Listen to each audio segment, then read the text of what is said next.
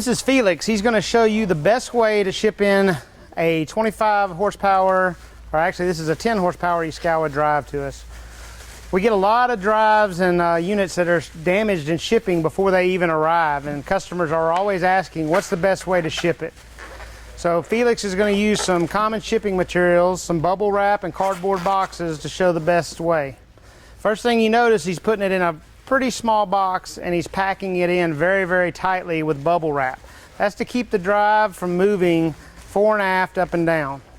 UPS says that any item that is shipped should be able to survive a 3-foot drop off of a conveyor belt.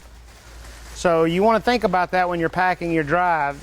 This particular drive is about a $1,000 repair, so you really want to pack a $1,000 repair with $5 worth of shipping.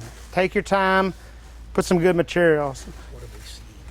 In the past, we've seen a lot of these units where they've been dropped and the unit has cracked plastic, the heat sinks are broken, damage to the program even from where the unit's been dropped so hard.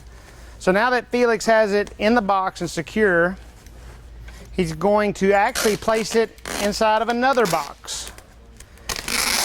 By placing it in a box inside of a box, you're giving the even more shock protection and better protection for if the drive falls or if it's hit by a forklift, if it gets kicked.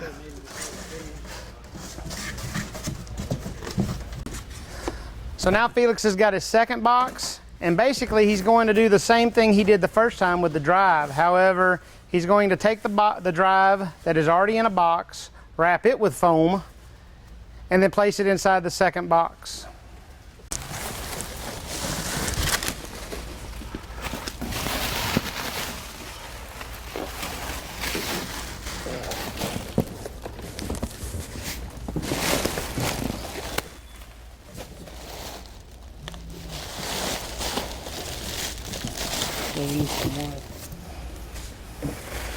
Should I use the other?